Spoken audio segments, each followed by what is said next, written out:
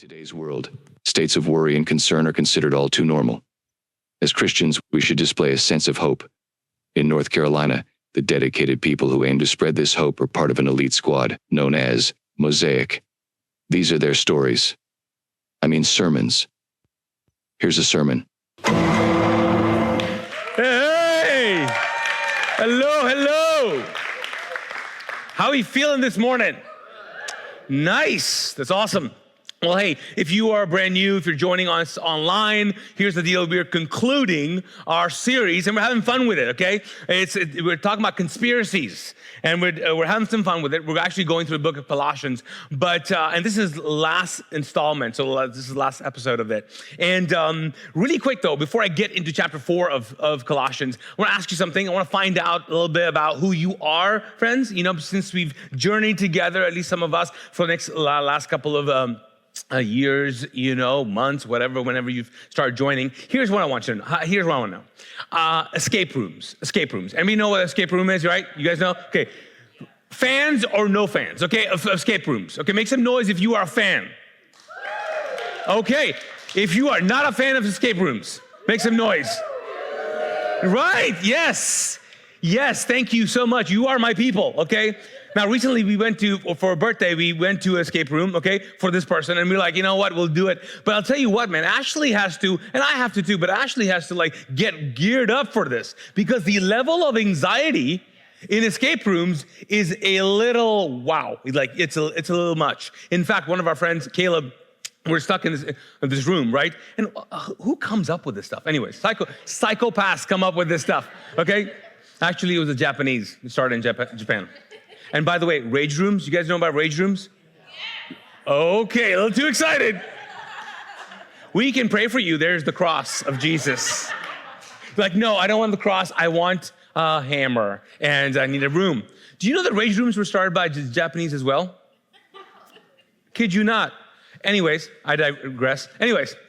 So this friend of ours, I'm looking for him at one point. And I'm like, where is he? And they set up these rooms elaborately, and there's a doghouse there. And I noticed that Caleb is inside the doghouse, just hanging out there with his phone. He's like, oh, I can't take this anymore.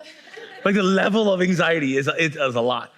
And I wondered, okay, so we have these entertainments, these things that we do as a society, especially in the U.S. But why do we do this? I think there's so many reasons, but one of the reasons is because we like to figure things out. We love to figure things out. That's why we love conspiracy theories. We go, okay, so why I got to figure out what's the real story behind this, what's really going on, and we like to figure things out. The problem is in life, when you don't figure things out and you can't figure out your next step, you can't figure out what's going to happen after this divorce, if you can't figure out what's going to happen after this loss, you find yourself hopeless. You find yourself helpless. And you find yourself with anxiety and stress and fear and doubt. And the truth is that so many of us, we live in a world that gives us so much information. I mean, we can get access to so much information these days. The problem is information, just us knowing stuff, does not give us the peace that we want, the peace that we need. And so that's why we've been talking about this conspiracy of hope that God has been a part of. In fact, it's God's subversive plan to, in fact, be with us. And so I've loved this because I think it's based on the conversations I've had with people, it's given people a sense of redirection of okay, this is what I need to figure out. If there's something to figure out, it's God. God, who is a mystery, invites us to be in a relationship with him. And if we do that, we find ourselves trying to figure him out. And the beautiful thing about it is that he wants to be found out by you. And the more you find him, the more you get closer to him, the more hopeful you are. And so that's why we've been going through the book of Colossians. Now, week 1, I talked to you about this, and that Colossians is not necessarily a book. It is help me out with those of you who remember, it's a what? It's a letter. It's a letter addressed to a different church. Not our church, but we stole the mail. And we're like, hey, this could apply to us, which it can, And so this guy is in jail writing this letter to this church. He did not know that thousands of years later, we will be reading his letter going, oh, wow, okay, what's going on? And so what happens is that he writes this, and then in the 13th century, we take the letter and make it into book form. And so that's where we get chapters and verses. And so what we've done is basically taken the letter. It's top secret because there's a top secret thing in the first part of the letter, which is chapter 1. And let me remind us of the secret, right? This is the secret. Colossians 1:27. Some of you should know this by heart by now. It says, this is the secret. What is it? No, whisper it. Christ lives in you. Whisper to someone that you know. Christ lives in you. Even today, he lives in you. He lives in you. That's the secret. And so week 1 was this idea that hope lives in us. It loves. And so you are never without hope. You're never helpless. You might not be able to see how this is going to turn around and how your relationship is going to get healed and get better. But there's no point in time whether you are without hope. That was week 1. Week 2 was this, is that hope is shameless. It's shameless. That God has given us this hope, and that you and I are containers of God. And so though we might find that we are containers of guilt and shame, that we find that we're containers of pain and sorrow, or maybe lies, or maybe you grew up in a religion that said you're basically a container of sin. That's what you are. You contain sin, and the goal is that God wants to get rid of sin in your life. The truth is that Paul says that hey, actually, you were made and to inhabit God, to carry him. And so you and I need to live shamelessly, and we have the opportunity to live shamelessly. And then week 3, which was last week, we talked about that hope is now also a choice. It's a choice. And that if we practice it, it will manifest peace in our lives. And so many of us want peace in our lives. So many of us want, and we figure out ways to cope, and we figure out ways to kind of manufacture peace in our lives. And I've done it, you've done it, we do it. We do it. We watch our favorite shows, watch sports, watch things, whatever, entertainment, ambition, whatever we want to do, to find ourselves never in a place where we stop and go, okay, I don't know what I'm doing in my life. But the good news is that God's saying, hey, I'm going to give you this hope. This is a conspiracy theory. I'm giving you this. The world maybe might not experience this, but you can if you understand that it is a choice, and you have to begin to practice hopefulness, and practice and change your tone and change your ways. And if you do that, it will manifest. It will create the peace that you want. That's why I love Baptism Sundays. See, that is a choice. It is a choice to move towards God. It's a choice to say, I'm choosing to live a different kind of life. And so I'm so proud of the people who are doing that. I know that it's a sobering thing. I don't want everybody to get baptized. I want you to know, hey, what are you doing? And when you do that, it is a special moment, because it's a choice. And our choices, man, they change our mindset. They change our lives. So this week, how does Paul end the letter? How does he do it? So it's like chapter 4. And what's interesting about this is because it's a letter, and if you've ever read it, it's like, how do you end a letter, right? It's like, see you later, thanks again, okay, P.S., all those kinds of things. And it's pretty much the same thing in this letter. And so when he starts talking about this letter, he goes, hey, let me address a few things here. I just want to move the conversation about hope a little bit before I end this thing. And so he gives us, I believe, like basically 3 major points. He basically starts off by saying, he says, hope, I want you to understand, takes community. Hope takes community. Hope takes what? Community. It takes community.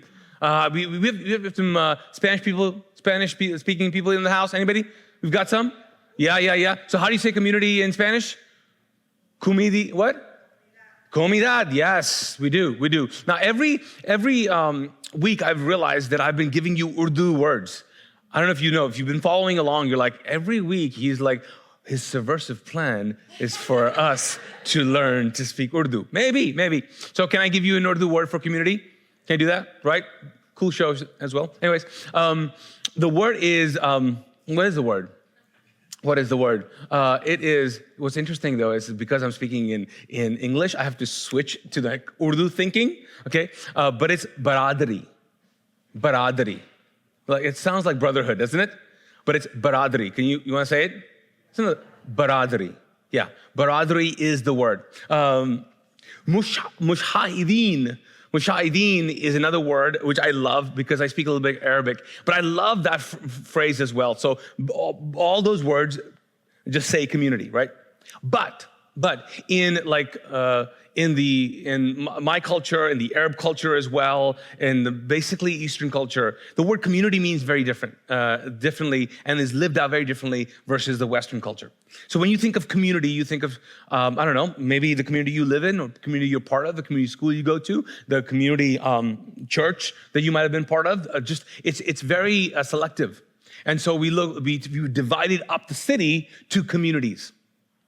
Well, in the Eastern meaning of the word, community actually is not selective. It's very inclusive. It's you all of a sudden, baradari, if you are an Arab person, if you're a Muslim person, if you are part of that region, when you say baradari, it means that you're not just part of my city, my village, and all that. You are part of something that's bigger than me. You are included in all of that. Mushahideen, which is an Arab word, means that we are the collective. And so you are part of the collective. Who are you? What town? What city? What nationality? Doesn't matter. You are part of the collective. You are all part of the collective.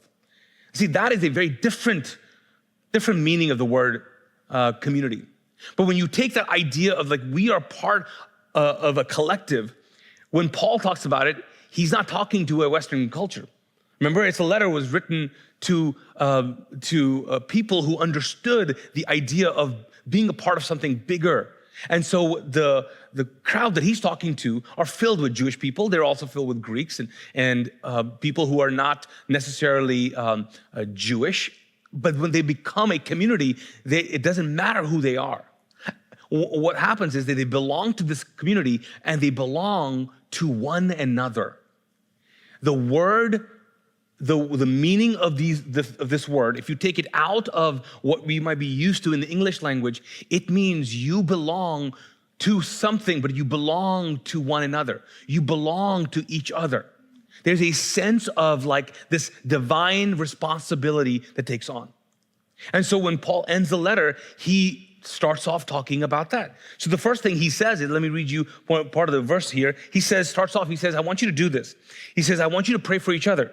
Pray for each other. Here's how he says it. He says, pray diligently, stay alert with your eyes wide open in gratitude. Very interesting. Now, this is the paraphrase translation, which I love because it really gets us to the heart of it. He keeps on going. He says, don't forget to pray for us that God will open doors for telling the mystery of Christ even when I'm locked up in this jail. Now, what's interesting, he says, hey, I want you to pray for me. I pray that doors will be opened. Not physical doors, because that's not happening, but I'll tell you what. But doors will be open for conversations that I might have to talk to people about this baradari, this community that we're a part of. And I just pray for each other. I want you to pray for each other. Then he keeps on going. He says, pray that every time I open my mouth, I'm able to make Christ plain as day to them. He says, I want you to pray for me. We are linked together in prayer. What's interesting though is when we talk about prayer and getting better at prayer, can we be honest? We talk about my prayer life, right? Like maybe even if you grew up in a particular denomination or a church, you go, okay, how is your what? Prayer life. Your prayer life. And people who are really good at prayers, their prayers come true. Their prayers happen. Okay? Now, if you claim to have like amazing prayer life and you're like, I am master prayer, I'm going to have a master class in prayer, but none of your stuff comes true. You're like, I'm not going to that class, right? And some denominations are based off of people who are like, I said it, it happens. Name it and you claim it. It happens. And if it doesn't happen, we fake it. But whatever, we got to do it. Because we say it and it's like this divine, supernatural, Harry Potter spell thing. I'm going to do it. I'm going to say it. And if it happens, because of whatever I say, it'll happen. And it just gets weird in so many ways. And that's why some of us have just left prayer. Some of you, and I know that. I did that for for a while. I did, honestly. I mean, you're a pastor. You get paid for this. Yeah, whatever. I prayed my prayers and not prayed my prayer. Nothing I pray for just happens, okay? So why do I bother? Anybody thought of that? Why do I even bother? So when Paul says, hey, I want you to take prayer and I want you to pray for each other, what he's saying is, I want you to remove prayer from being your prayer life. I want you to use prayer for other people, not for you. Like, I don't want you to get good at praying for yourself. Just get good at praying for each other. Like, think of prayer as seeds that you need to sow. How many seeds are you sowing?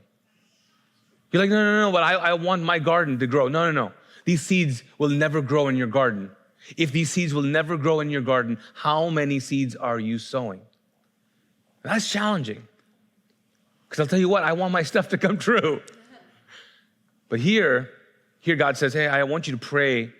I want you to pray for each other because you're part of this baradari. You're part of this community. You're part of this collective, and you're responsible for each other, which is so strange to me. Because I got introduced to prayer with religion, okay, by religion. Most of us, think about this, our first introduction to God was through religion. The problem is that religion can introduce you to God, but it cannot foster a relationship with him. It can't do that. And for some of us, we just stay there. We got introduced to God. Like, I got introduced to God in Muslim context. And it's so funny because I learned so many things about religion because I grew up in Kuwait in the Middle East, and I had my own views. But what I realized is it's so similar when you put the religions together, where it's just the same stuff. Like, say your prayers. Have you ever heard that? Say your prayers, right? We do that the same thing. We do the same thing. You got to say your prayers. So the other day I was talking to my mom, and I called her because, I call her almost every week. If I don't call her, if I don't call her every week, there's a problem, okay? Or she calls me. But anyways, I called her because I got a text message from her. Now, my mom doesn't speak English. She speaks a little broken English, but she can't text. Actually, she should not text. Do you know what I'm saying? She should not. But I get these videos from her. I'm like, what is mom sending me videos? And it's TikTok videos. Mom is sending me TikTok videos. This is a Pakistani, almost 80-year-old woman. I'm like, do you even know what TikTok is? Why are you on TikTok? Let's ban that thing. Let's just do that. Because my mom does not need me on TikTok. So she sent me these videos, and they're Muslim prayers. They're like Muslim, Islamic, in Arabic prayers. 3 of them, blessings over me in TikTok. I was like, what is happening in this world? Mom is on TikTok. Okay, and I called her. I was like, Mom, what are you doing? What are you doing? Stop using your phone. Okay? She's like, oh, and she starts giggling. I was like she figured it out. She's like, I figured out how to work this thing. And I was like, now I'm going to get Muslim prayers sent to me every week. She's like, I just want you to start the day off right. And she just sent me these prayers. What's interesting is that my mom has always been a prayer person. Prays for people and all that. My dad, I have never seen him pray, ever. He passed away a couple of years ago. I've never seen that dude pray. The only time I remember going to Friday prayers with him, he was hating it. He didn't care for it. He didn't like it. He did not. And the fights between my mom and dad were always about who's going to pray, what's going to happen. And like, you should pray and all that. And you should be you should show your sons how to pray. And my dad's like, I don't care. And that kind of thing. And what's interesting about that is that I find myself going like, as the older I get, I've learned certain things about my mom and certain things about my dad. The problem is with my dad, one of the reasons I believe that he actually, in fact, struggled with a lot of depression. And I'm not saying this is for everybody.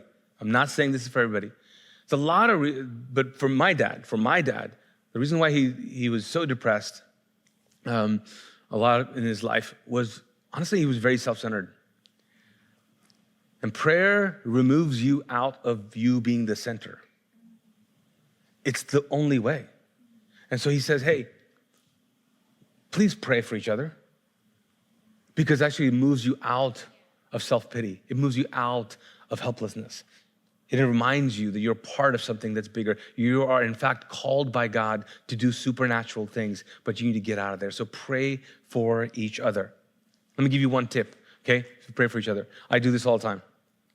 I pray in my car for random people. I'll stop at a light where I'm going down, and I'll just say, God, show me who I need to see. Show me who I need to see. It's like him saying, I need you to pray with eyes wide open. Just show me. So I will randomly look at a group of people and I go, God, I just pray protection over them. I don't know them. Just pray protection over them. Or I'll sense of like, hey, like the other day, I was like, it made me just so, I don't know, emotional. I just looked at these like teenagers and I was like, God, I just pray for their dreams to come true. And nothing would harm them. I don't know them, but man, God's Spirit moves when you do that. So pray for each other. I'm getting emotional. All right. Next, what does he say? Next thing he says here, he says, reach out to the others.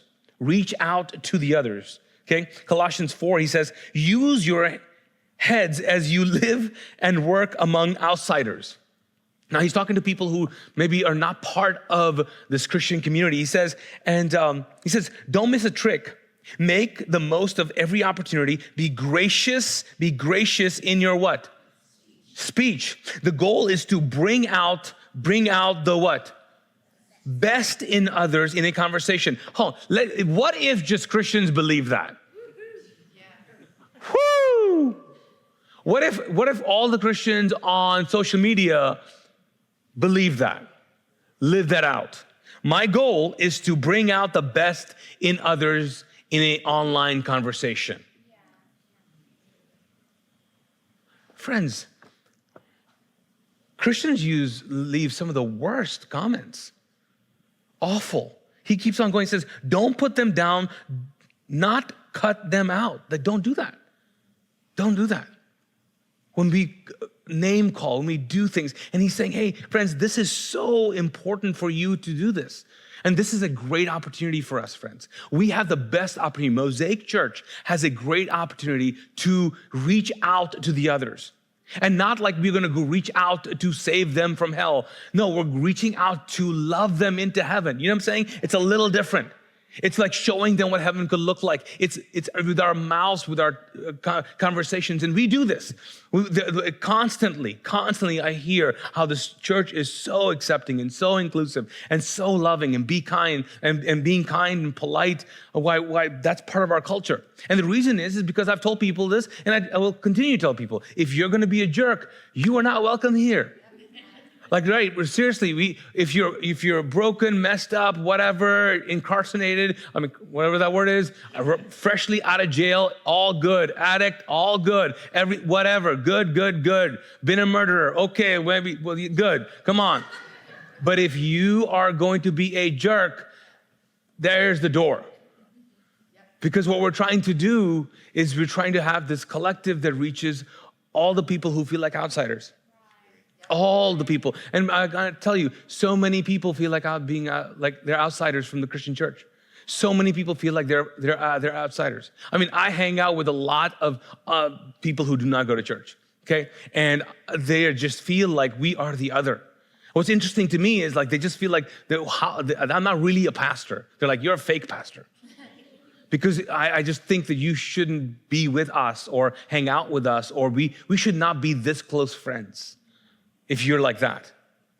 It's so sad, so extremely sad.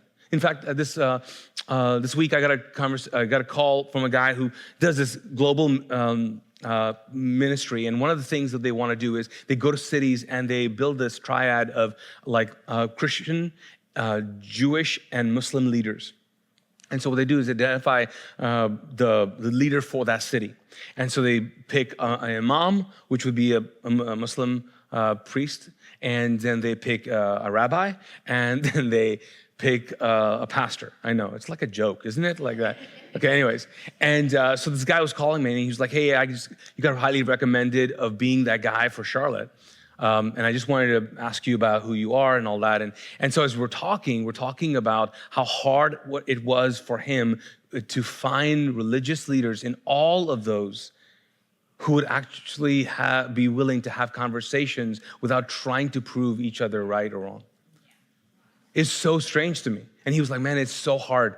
It's so hard. You would think where cities would be like a city like Charlotte would have so many mosques and so many synagogues and so many churches that there would be so many people willing to work together, sit in a room together and show how we can, in fact, have shared values, not shared culture, not shared beliefs, but have same shared values and honor them and sit together.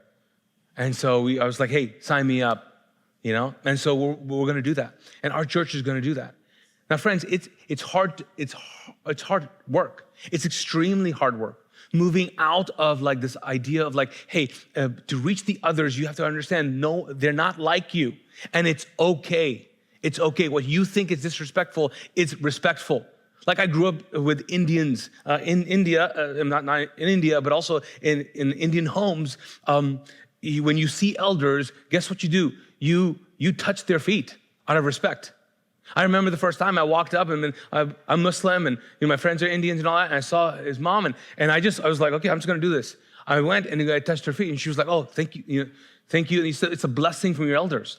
Let me just tell you, Muslims don't bow down to anything but Allah. It was a big deal.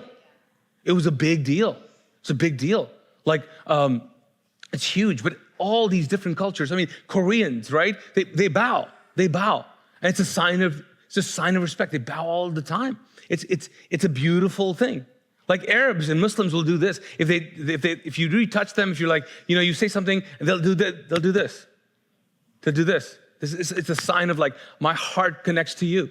I do. This is it. This is it. And it's a beautiful thing when you look at others as an expression of the creative God who made them. Yeah. It is a sad life when we find ourselves just in our own group, not reaching out to others. And so Paul's in jail going, I wish I could go out and throw a party. I'm stuck. I think Timothy's here somewhere, but go do this, friends. Go do this. He says, hey, pray for each other, reach out to the others. And then lastly, he says this. He says, serve one another. Serve one another. He says, after this letter has been read to you, make sure it gets read also in Laodicea, and get the letter that went to Laodicea and have it read to you. So basically, he's saying, hey, I'm sending this letter to you, but also sending another letter to Laodicea, and I want these letters to be read. I want you to do that. Would you do this to me? Or would you do that for me? And he says, oh, yes, tell Archippus, do your best in the job you receive from the master. Do your best. And then he says, I'm signing off in my own handwriting. Paul, remember to pray for me in this jail. Grace be with you. Now, this section is the short part of a longer section where he lists out and gives shout outs to like 9 different people. And he goes, hey, by the way, can you do this? Just shout out to so-and-so. And he's acknowledging everybody's efforts that have been part of his life. And he's reminding them, hey, remember this and do this and do this and do that. And what he's actually saying is, I want you to live a life serving one another. See, the distinction between us and followers of other religions and is this our willingness to serve one another. I think it's so hard for us to understand that because we live in a world, we live in the U.S. where it's about you. It's about capitalism is a beautiful thing and it's an ugly thing. It allows us to do so much, but then it also makes us just wanting to serve our own purposes and our own needs. That's why books about your purpose and your calling sell so much. Serving is a whole different deal. But here he ends. He says, "Hey, I need you to serve one another." So let me just ask you guys, okay? Let me ask you guys, okay? What do you think is a church that the world needs? In fact, it's so funny because when I say this, what is the church that the world needs right now? I do believe it's a church that serves one another. that people there are serving one another. But it got me thinking about like, man, you know what? The next series of conversations, like we spent 4 weeks here, the next 5 weeks, I think I'm going to be talking about, and we're going to be talking about the church that the world needs right now. The church the world needs. Because the church is actually the people that the world needs right now, desperately needs right now. And I believe it starts, though, with us this morning talking about or thinking about, hey, are we willing to serve one another? So Pastor Kristen talked to you about this. Talked to you about volunteer teams. Talked about how we're going to entice you with watermelon and things like that, right? Let me tell you why we do this. We do this is because we know, and we have seen, we've heard stories of people who come into a church community and then find friends here because they were on some kind of a volunteer team. And once they find friends, they become best of friends. And so there are teams here that you can, like there's a hospitality team, a youth team, worship, M-Kids, facilities, production, creative arts. We've got opportunities for all of us to do our part. And I want to ask you to do it.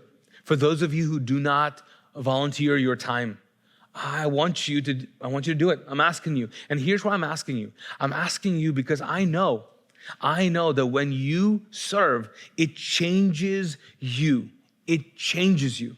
I mean, just this week, I was talking to a gal, and she was like, and I mean, there was just a moment. She was like, you know, I used to, recently my close friends just moved. They left town, you know, and for jobs and all that. And I mean, I don't think she really wanted to say this out loud, but she just did it. And she's like, I'm just lonely. And I'm like, I don't know what to say. I don't know what to say. And the first thing I said was, come to Mosaic. I was like, come. And she was like, it's so hard though. It's so hard to find friends again and build that, you know? And sometimes, you know, I've heard women say it's harder for them more than guys because guys will be just, hey, superficial friends. You know what I'm saying? They're like, hey, bro. We don't know each other. Anyways, we're good. But women need an actual real relationship. And it's hard. Friends, people who've been serving at Mosaic, I mean, I listed some of them. There's a couple, David and Alicia, they've been serving for 18 years. 18 years. Yeah. They're tired. No. For 18 years. The reason why they do that is because we've created a healthy system where people can, hey, take a break, and they've taken several breaks over the years. The coolest thing is in elementary class upstairs, elementary, they teach a lesson. And the guys who teach, I know these dudes, right? And I mean, there's several just young men or professionals who teach elementary. Trevor is one of them. Jace is one of them, right? You know, and I mean, Trevor sells furniture, you know what I'm saying? And he's up there, and so he has to, like, if you have an elementary kid, if you ever walked up there, he's this guy who's the best dressed in the room. He's always wearing a tie, you know, he's looking sharp. The problem is because he serves and he has to go to work on Sundays. But he's always dressed to the nine. He was like, man, I just wish I could wear shorts. These kids are expecting, you know, every teacher to look like me. Like, you know, this is it. He comes dressed, and he's been doing that 4 years. They've been doing it for years. Why does that? It's a beautiful thing. Wani is another volunteer. Okay, I love Wani. I'll tell you why. Because she has the thickest Spanish accent in the world. I walk by and she's talking to the kids, and I'm not gonna mimic her. I don't know, but I'm like, she's talking to them, and they're listening because they're like, "What is she saying?" And she is like going off. I'm like, this is amazing that our kids are introduced to someone with a different background.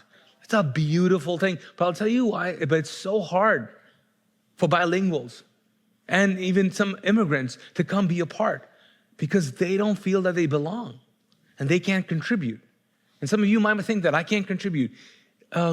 Yes, you can. You can definitely contribute.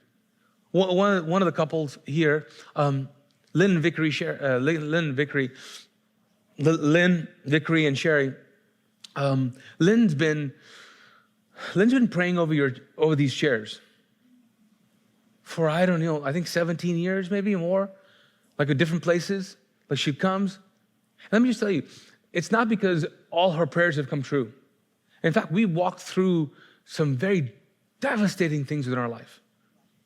And in fact, last week, I think, when I noticed her before services, I just looked at her and I was like, I know the stuff you're going through, even right now, and I don't know how you muster up the faith to pray for other people.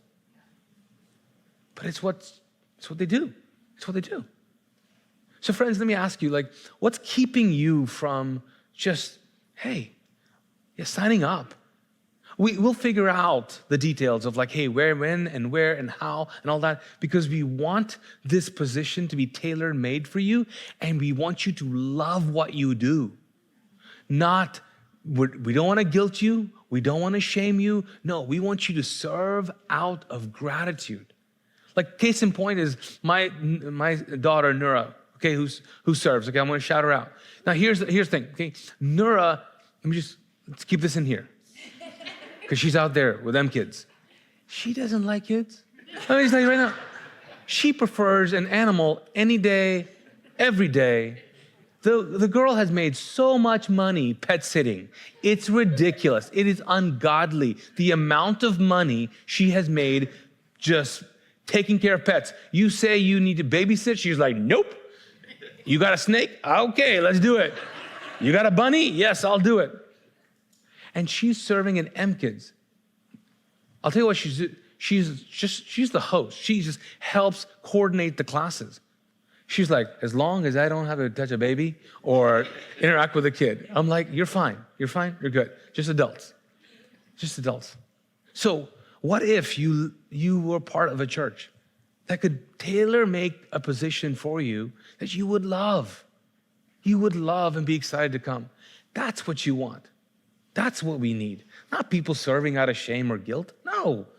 Man, they're excited to learn new things and figure it out and serve people. So, enough said.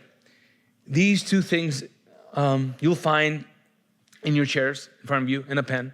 And so I want to do this. I want to pray, and I'd love for you to just fill this card out. This is the card you need to fill. And if you don't know, this is all the menu, but if you don't know, you can just circle MKids, youth, whatever you want to circle. Circle a couple if you are I don't know for sure. We'll contact you, and let's serve together. Friends, it makes life so much better when we serve together. It makes our lives, everybody's lives, so much better, okay? And it's not a whole lot, okay? So let me pray for us, and then we'll turn up the lights just a little bit to give you some reading light, and then we'll do the last song, and then we'll baptize. Cool? All right, let me pray for us. Lord God, thank you so much. Thank you for your love for us. God, I'm so grateful for this community that I can be a part of, this biradari that allows me to recognize that God, I'm a part of a collective, and that we don't just belong to you, we belong to each other. God, I pray, make me more responsible for the people around me. God, I know I got all my stuff that I got to deal with, but give me eyes to see. Give me a heart that would feel for other people. Give me a hand that would serve not my own plans, but plans for someone else. God, change us. God, I know that if we do all these things that we've been talking about, we'll have so much hope that we wouldn't know what to do. It would be overflowing out of us. Overflowing out of us. So God, I pray that God, that we would be people of hope. The loudest voice of hope this world has ever known. By the way we live and how we value people. God, allow us. God, I pray for wisdom for some of us as we're trying to figure out what we need to sign up for. Maybe there's a fear or hesitancy. God, I just pray that we would be bold, courageous, just take the next step. God, give them wisdom. In Jesus' name.